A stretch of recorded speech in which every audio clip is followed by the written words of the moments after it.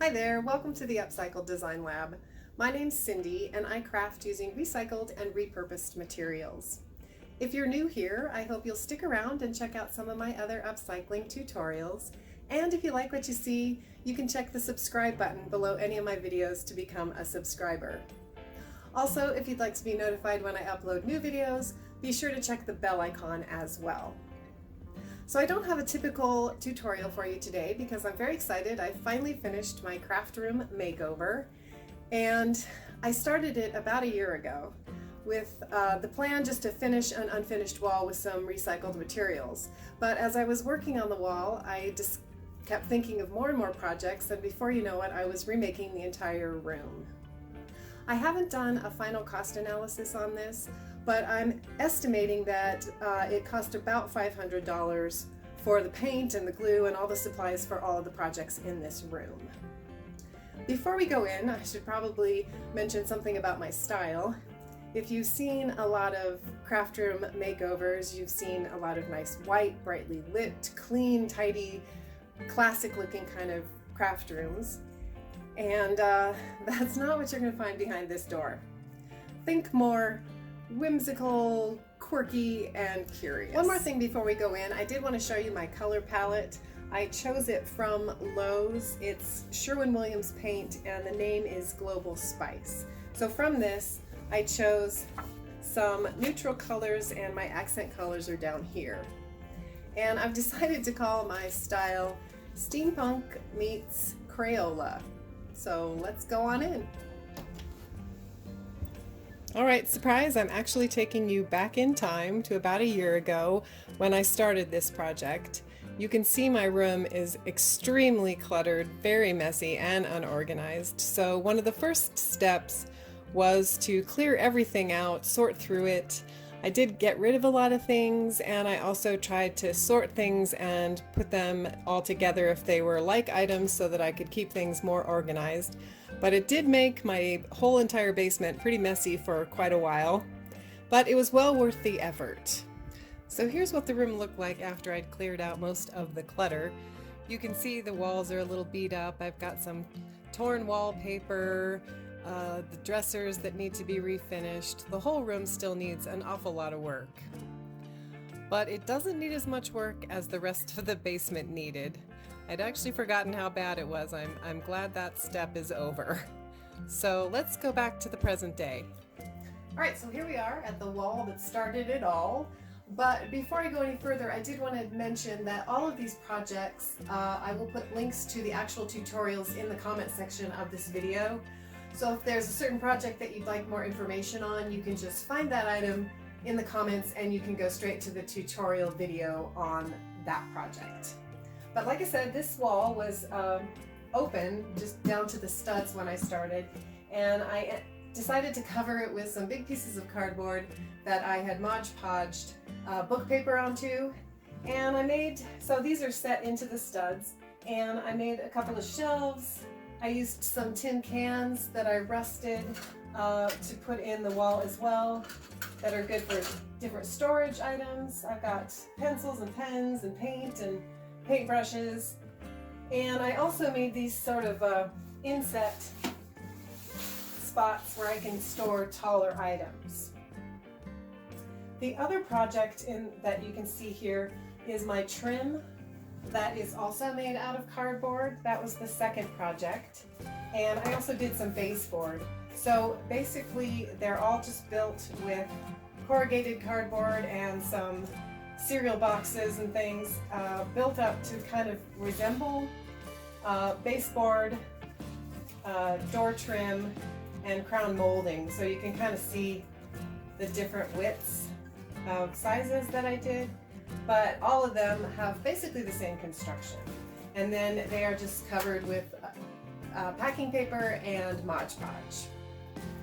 I did also want to say something about my little antique treadle sewing machine here. It definitely needs some attention. I do want to refinish it at some point, and I did refinish some furniture for this makeover, but I'm a little nervous because I've never really refinished anything that is truly an antique. So I do want to learn a little bit more before I try to actually refurbish this piece of furniture right here. So here's a little closer look at my wall with the tin cans and all the storage. I've got some paintbrushes and other tools hanging on the wall. And then here is a closer look at the trim.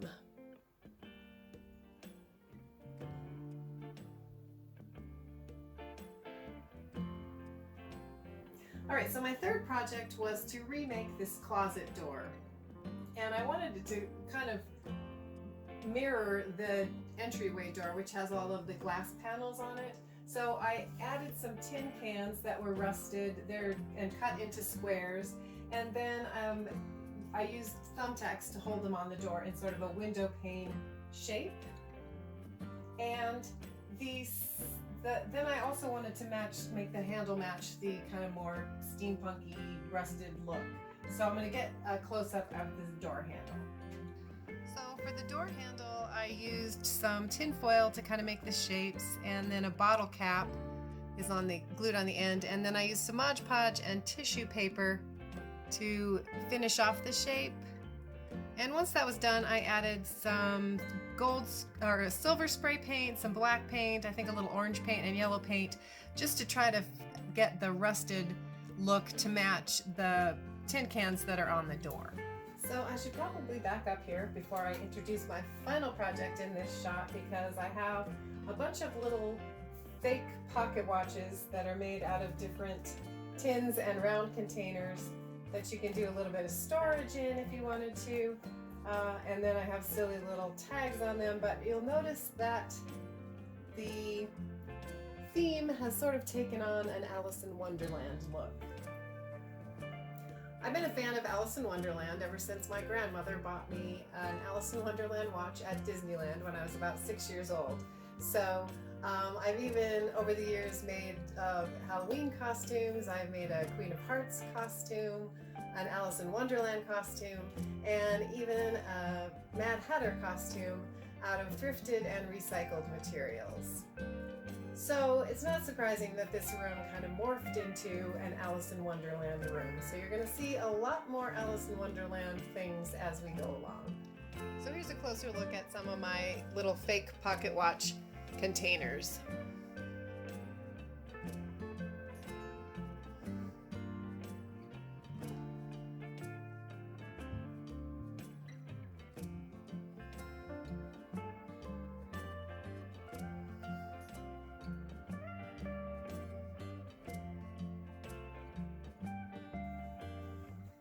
Alright, so this is one of the projects that's really helped me keep my craft room and actually my whole house a little bit tidier. I painted this wardrobe, and on this side I just have a little bit of storage. I hung up my cutting mats and some paper. I have a little bit of craft storage up here. But this side is what has really helped me keep things more tidy. I made myself a series of shelves and boxes just out of cardboard and tin cans, and I painted them with my accent colors. But they're project boxes, so I can take things out and put them away more easily. I have sort of a magnet system here for the labeling, so I can change the labels out as I cycle through the projects. And I just like this one, I'm sort of playing with some different paper, painting and dyeing, so I have all that stuff in this box. I have a t-shirt project that I'm working on. This is an empty box right now. I always have a lot of projects that I'm working on at one time, and so rather than leaving them out or shoving them to one side of my table or other, I can just kind of put everything in the box, put that away, and then I can work on a different project. So it's really helped to keep everything a little bit more tidy in the room. Alright, so continuing to move around the room here, I've got a little bit more craft storage on my wardrobe here. I've got my light table hanging here. I painted some empty paint buckets so that I could store clean rags and rags that need to be washed. And down here, I've always loved old suitcases, so I had collected quite a few. Some of them were pretty beat up and junky, so I painted some of them, left some of them original, and then I made some Alice-in-Wonderland themed tags to label what was being stored in the suitcases. And the last project in this frame is one of my no-sew curtains. It's actually made out of an old sheet and painted to match the room. And then I added the Curiouser and Curiouser Alice-in-Wonderland quote. And the hardware is made out of paper fasteners, washers, and pull tabs. So this was one of the messiest corners of my room when I started. And I had a lot of tools hanging on the wall anyway, but I wanted sort of a more decorative way to do that. So I painted the wall, and then I kind of organized my tools into rulers, scissors, some other curved tools, and my favorite little frame is my hammer frame. But these frames are made out of 1/2-inch pieces of cardboard that I just kind of played around with and coiled into different shapes. And I used hot glue and Elmer's glue to glue them together. But one of the things I liked a lot about it was that I was able to make exactly the size that I needed for each of the frames. And I really like having the tools on the wall. It's a nice handy place to have them. It keeps everything tidy, and I think it looks kind of cute too.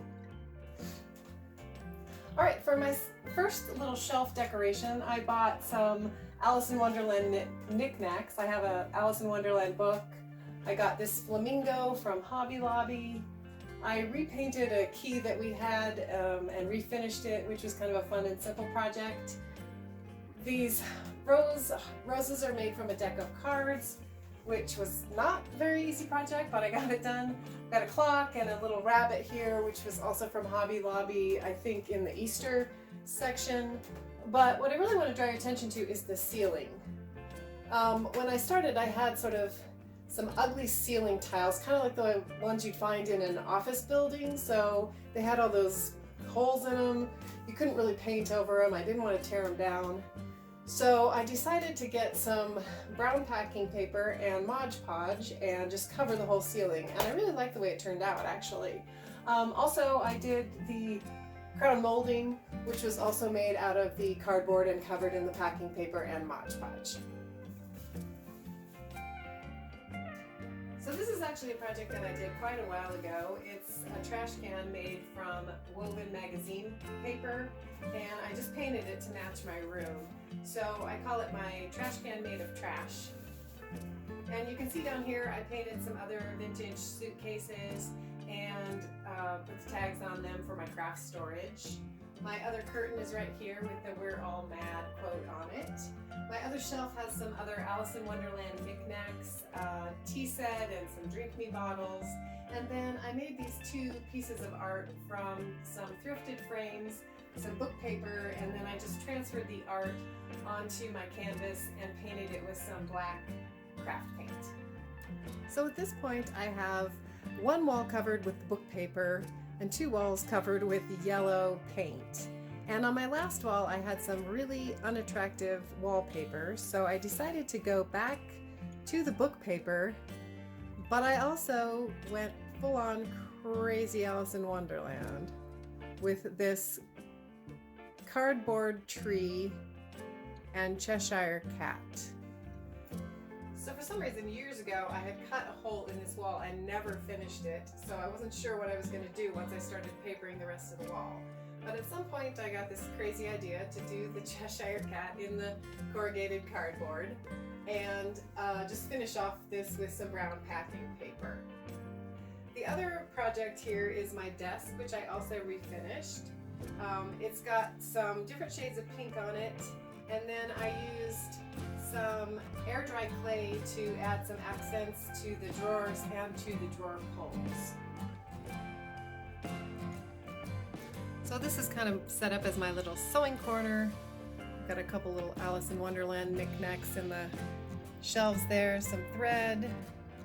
You can see my sewing machines, and then I've got my sewing supplies in the drawers, some thread and patterns.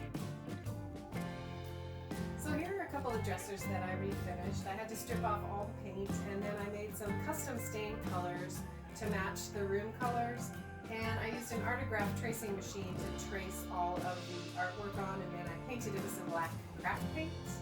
You can also see a couple more little magazine boxes that I painted to match my room colors. And this is an upcycled window that my niece painted for me. So this has been a project that I've had a hard time getting a picture of, but it's one of my favorite quotes from Alice-in-Wonderland. And I Mod Podged it to my wall.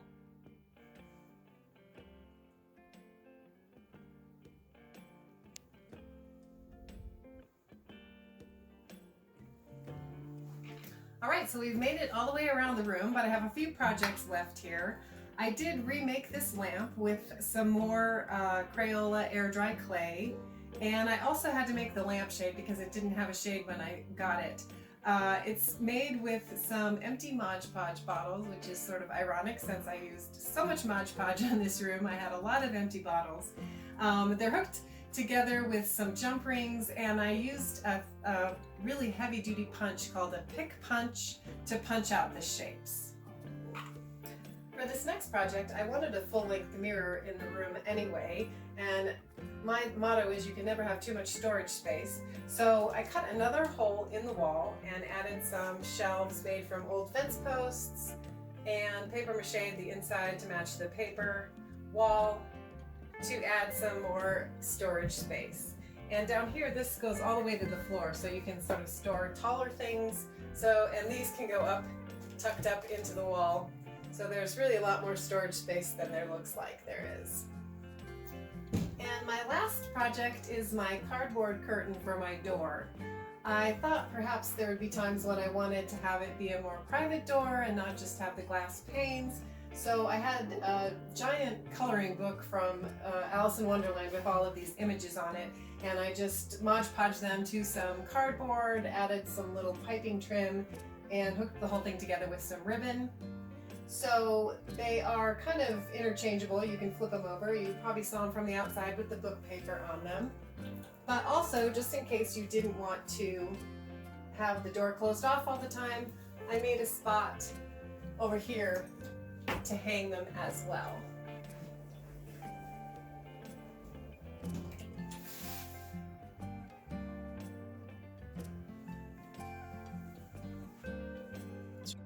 Alright, that's it for today's video. I hope you enjoyed my little craft room tour. And once again, if you're interested in more information on any of these projects, you can find the links to the tutorials in the comment section of this video. Please consider subscribing, checking out some of my other upcycling tutorials, and if you enjoyed today's video, please do give it a thumbs up. And I hope to see you soon.